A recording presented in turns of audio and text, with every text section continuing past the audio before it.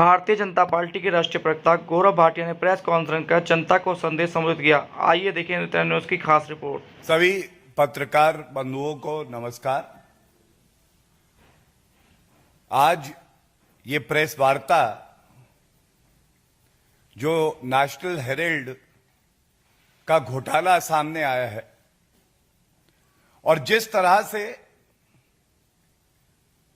अराजकता हम कांग्रेस पार्टी के नेताओं द्वारा जो की जा रही है उसे देख रहे हैं, उस पे ये प्रेस वार्ता है। और इससे पहले कि मैं कुछ मुख्य बिंदुओं पे ये प्रेस वार्ता करूं, कुछ वो सवाल जो जनता पूछ रही है और जिसका उत्तर राहुल गांधी को देना है, इस मंच से उठाऊं। ये हमारी जिम्मेदारी है। बहुत सख्त शब्दों में राहुल गांधी को और कांग्रेस पार्टी को यह बताना आवश्यक है, सावधान करना आवश्यक है, चेतावनी दे रहा हूं कि जिस तरह से अमर्यादित आचरण कांग्रेस पार्टी द्वारा, राहुल गांधी द्वारा और उनके जो वरिष्ठ नेता हैं उनके द्वारा किया जा रहा है, यह कतई उचित नहीं है। पहले आप चोरी करेंगे, देश को लूटेंगे और उसके बाद पूरे देश में अराजकता फैलाने का प्रयास करेंगे। पहले चोरी फिर सीना चोरी। लोकतंत्र में मर्यादा होती है, यह देश संविधान से चलता है। और जिस तरह से देश की एक जांच एजेंसी को डराया जा रहा है, धमकाया जा रहा है, तो गांधी परिवार, सोनिया गांधी और राहुल गांधी ये जान लें कि वो कानून से ऊपर नहीं है। यह भी तथ्य सर्वविदित है कि सोनिया गांधी और राहुल गांधी दोनों बेल पे बाहर हैं, भ्रष्टाचार के आरोप पे बाहर हैं, और उसके बाद भी एक अभियुक्त और आरोपी होने के बावजूद सार्वजनिक जीवन में आप हैं। आपकी जिम्मेदारी बड़ी है। आपको चाहिए कि जो सवाल जनता पूछ रही है, जो हम यहां से उठा रहे हैं, उनका उत्तर दें। लेकिन हमने क्या देखा? हमने ये अनर्गल बयान सुने हैं। ईडी को सोनिया गांधी जी से, राहुल गांधी जी से पूछताछ करने के लिए घर जाना चाहिए। यह कहां देखा गया है? यह बात सही है कि कांग्रेस पार्टी के लिए उनके नेता सोनिया गांधी और राहुल गांधी और गांधी परिवार संविधान से ऊपर हैं, लेकिन कोई आरोपी है तो हमारे देश का कानून यह कहता है कि उससे पूछताछ भी होगी और जो मुख्यालय होगा वही होगी। जो वीवीआईपी कल्चर कांग्रेस की सरकार में चलता था, यह बंद किया है तो श्री नरेंद्र मोदी जी की सरकार ने किया है और आम जनता की यही चाहत है। मैं सबसे पहले कहूंगा कि आप शब्दवीर मत बनिए, आप तथ्यवीर बनिए। तथ्य ऐसे दीजिए जब जनता सुने तो कहे कि हां, बात तो सही कही गई। और मेरा प्रयास इस मंच से केवल इतना है कि सबसे पहले मैं यह दिखाना चाहता हूं, निचली अदालत में आपको बेल मिली। वो बेल का ऑर्डर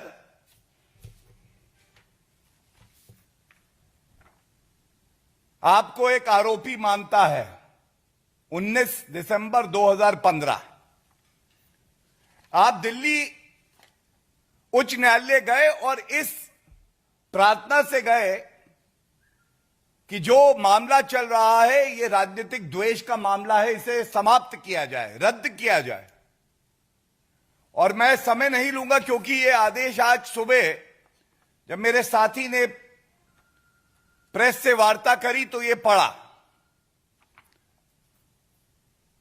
दिल्ली हाईकोर्ट ने कहा कि ये मामला रद्द नहीं होगा, लेकिन एक लाइन में सर्वोच्च न्यायालय का आदेश लेके आया हूं, यह जरूर पढ़ूंगा और उसके बाद वो सवाल पूछूंगा जो जनता पूछ रही है। 12 फरवरी 2016 सर्वोच्च न्यायालय, पहले प्रश्न पे क्या लिखा है? याचिकाकर्ता सोनिया गांधी जो एक्यूज्ड है, इन्होंने मांग करी मामला रद्द हो। सर्वोच्च न्यायालय ने जो कहा वो लाइन मैं जरूर पढ़ूंगा। Insofar as the determination rendered by the High Court in rejecting the prayer for quashing the proceedings against the petitioners is concerned, we find no justification in interfering therewith. हम हस्तक्षेप नहीं करेंगे। तो मेरा पहला सवाल आपसे यह है, क्या सर्वोच्च न्यायालय में, उच्च न्यायालय में सोनिया गांधी और राहुल गांधी की आस्था नहीं है? क्या आपकी आस्था इस देश के सर्वोच्च न्यायालय और उच्च न्यायालय में नहीं है? ये बताइए जनता को। इसके बाद यह बात सर्वविदित है कि किस तरह से जो अब इस दुनिया में नहीं है, कांग्रेस पार्टी के वरिष्ठ नेता रहे, गांधी परिवार के करीबी मोतीलाल वोरा जी पे ठीकरा फोड़ा जा रहा है। हमें तो कुछ पता ही नहीं है। जो भी किया मोतीलाल वोरा ने किया। मैं एक बात और प्रश्न उठाता हूं विधिक तौर पे, और इसका उत्तर राहुल गांधी अगर देंगे तो देश की जनता को अच्छा लगेगा। क्या यह सत्य नहीं है कि 38% की जो शेयर होल्डिंग है वो सोनिया गांधी की है और 38% की शेयर होल्डिंग जो है वो राहुल गांधी की है यंग इंडिया में? दोनों को जोड़िए 76%। और कानून यह कहता है कि 50% से ज्यादा 51% पे आपका कंट्रोलिंग स्टेक होता है।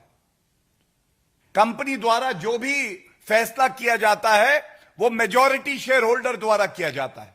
मेरा दूसरा सवाल,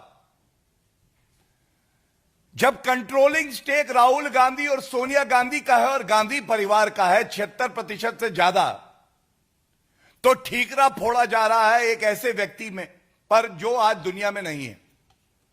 तो यह फैसला किसने लिया था? यह जो घोटाला हुआ, घपला हुआ, मनी लॉन्डर किया गया, यह किसने किया? यह दूसरा सवाल है। तीसरा सवाल,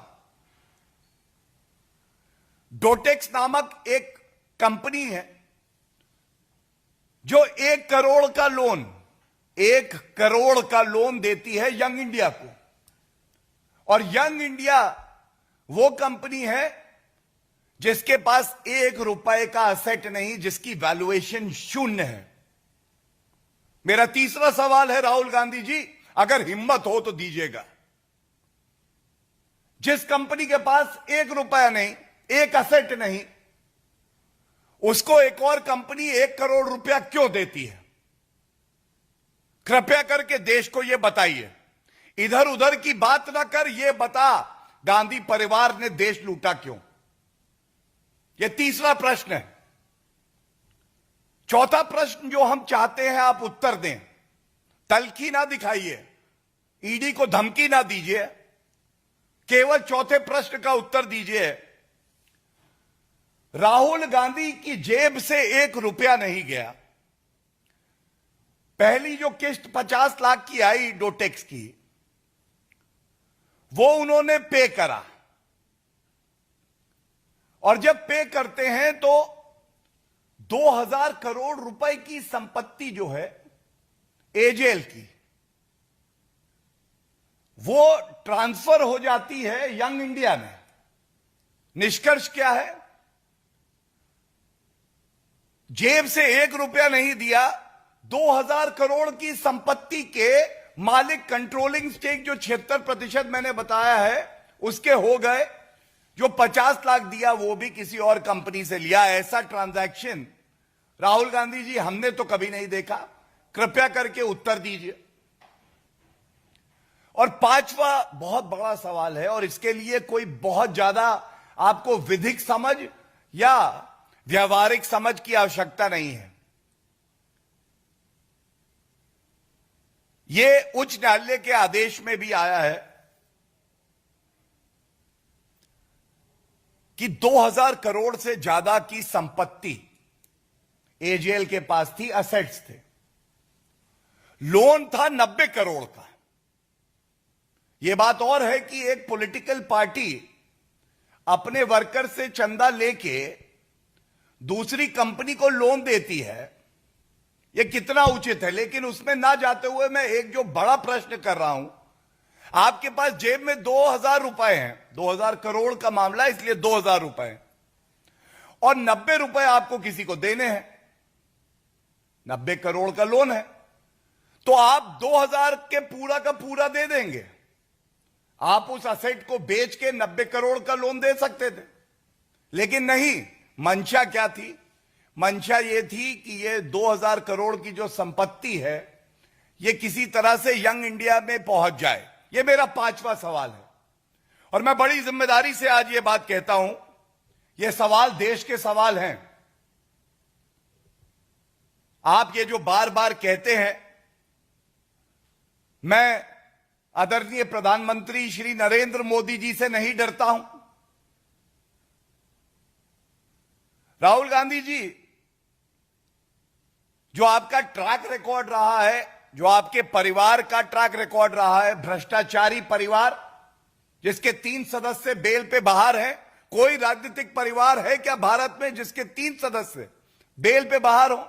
सोनिया गांधी, राहुल गांधी, रॉबर्ट वाड्रा। यह बात सही है कि आपको अगर डर नहीं लगता है तो डर नहीं लगता है भ्रष्टाचार करने से। आपके परिवार को और पार्टी के लीडर को डर नहीं लगता है तो वो कानून तोड़ने से, और आपको डर नहीं लगता है जब आप धमकी देते हैं देश की एक जांच एजेंसी को।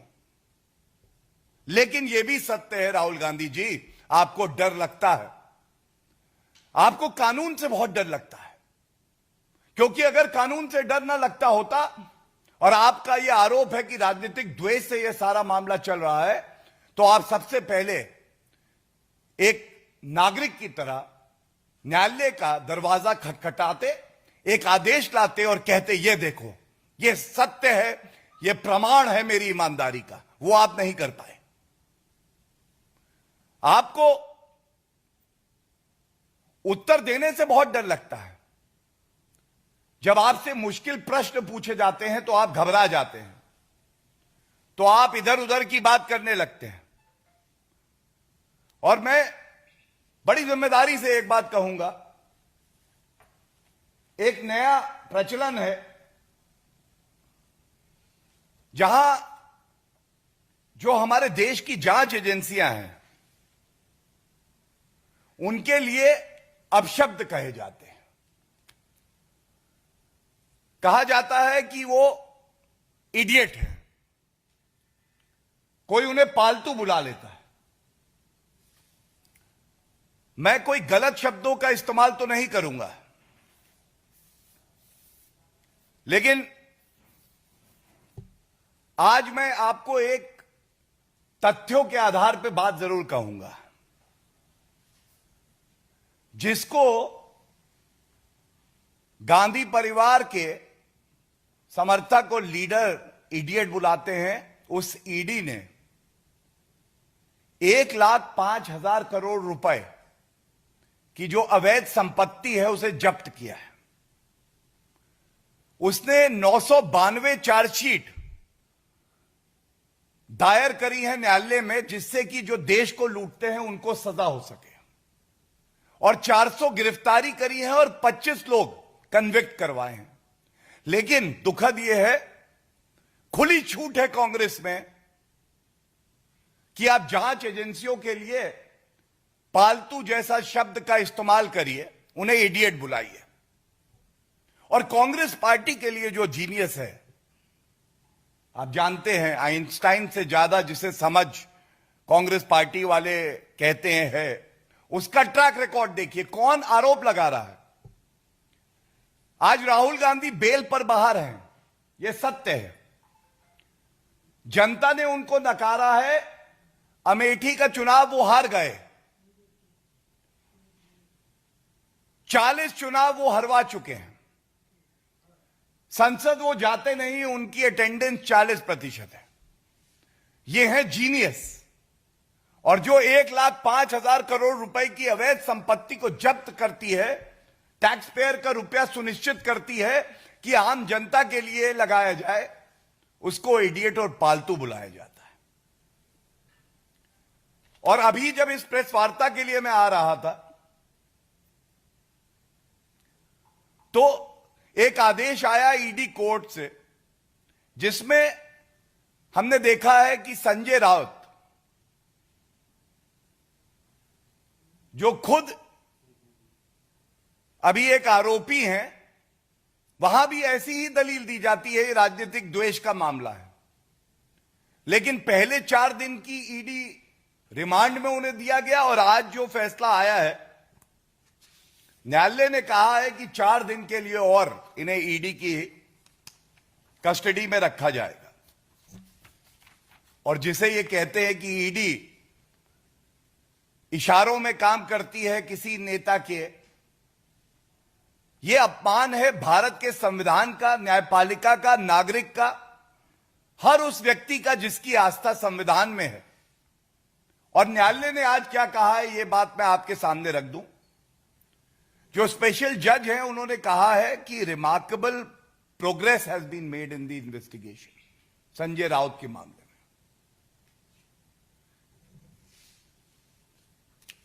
इसी तरह से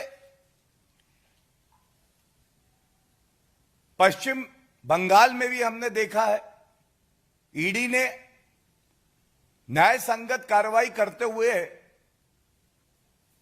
जो कदम उठाए, हमने देखा कि गुलाबी नोटों के पहाड़ दिखाई दे रहे थे, उसमें कार्रवाई हुई, किसी न्यायालय ने हस्तक्षेप नहीं किया। लेकिन बुरा कौन है? जांच एजेंसी है। सारे भ्रष्टाचारी इकट्ठे हो रहे हैं। जब देश को लूटते हैं तब नहीं सोचते हैं, लेकिन जब सवाल पूछो तो कहते हैं कि जो सवाल पूछ रहा है जांच एजेंसी बुरी है, इडियट है, पालतू है। यह इस देश के लिए कितना उचित है? इसीलिए ये राजनीतिक दल अलग थलग पड़े हुए हैं।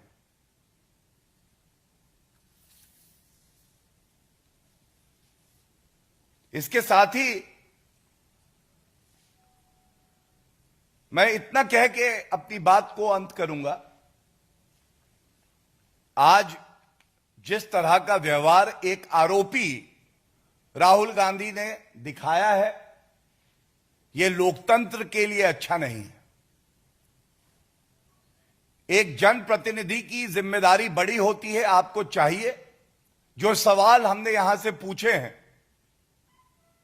उन सवालों का उत्तर दीजिए और हमें निशब्द कर दीजिए, हमें चुप करा दीजिए। देश की जनता भी यही चाहती है। लेकिन आपकी चुप्पी जो है वो साफ जाहिर करती है कि इस घोटाले में बहुत कुछ काला है, जैसे आपकी नीयत काली है। धन्यवाद। कोई सवाल हो तो।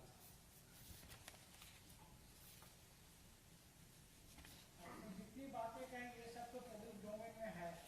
आपका एक ही बात करना है, सबसे भी नहीं बनेगा। सच होता तो अब तक वो बता चुके होते। मैं इतना ही कहूंगा कि सबसे ज्यादा विद्वान जो हैं पत्रकार माने जाते हैं, और अगर आपका विवेक भी यही कहता है कि इन तथ्यों में दम है, तो जरूरी हो जाता है कि इन प्रश्नों का उत्तर गांधी परिवार दे। और किसी भी जांच एजेंसी को अपशब्द कहना, डराना, जो व्यवस्था बनी है एक जांच करने की, उसमें व्यवधान उत्पन्न करना, यह कतई उचित नहीं हो सकता। और इस मंच से यही बड़े सवाल, जिस तरह से चोरी और सीनाजोरी की जा रही है, यह निंदनीय है और देश की जनता इनको कुकर्मों के लिए माफ नहीं करने वाली है। सर, मैं जिस तरह से राहुल गांधी ने आरएसएस पर भी निशाना साधा और कहा Any questions on this topic first and then I'll take your question. और कोई? Okay, thank you. सर, जिस तरह से राहुल गांधी ने आरएसएस पर निशाना साधा और कहा है कि आरएसएस राष्ट्रभक्त पार्टी नहीं है, राष्ट्रभक्त संगठन नहीं है। सर्वप्रथम तो ये जो अभी प्रेस वार्ता हुई है उसके संदर्भ में भी और इस प्रश्न के उत्तर के संदर्भ में भी, एक आरोपी, एक भ्रष्टाचारी जब कानून के रक्षक को सर्टिफिकेट देने लगे कि तुम बेईमान हो या नहीं, और राहुल गांधी जो कि जब भी भारत एक चुनौती का सामना कर रहा होता है तो अगर विदेशी ताकत भी है तो वो विदेशी ताकत के साथ खड़े दिखाई देते हैं, और वो दूसरी संस्था और संगठन को कहें कि ये देशभक्त नहीं है, तो जिस कागज पे वो ये सर्टिफिकेट देते हैं उस कागज का मूल्य ज्यादा है, उनकी बात का वजन कम है। और आरएसएस की बात करते हुए केवल और केवल एक ही बात कहूंगा, उनके कण कण में राष्ट्रभक्ति है, देश की सेवा का भाव है। और जब हर घर तिरंगा का एक अभियान देश को जोड़ने के लिए चल रहा है, जनता ये बात नहीं समझ पा रही है। एक अवसर है जब पूरे देश को एकजुट होकर बिना बहस के तिरंगे की आन बान शान में कंधे से कंधा मिला के खड़े होना चाहिए। उस वक्त ऐसी ओछी घटिया राजनीति कांग्रेस पार्टी और तमाम विपक्षी दल क्यों कर रहे हैं?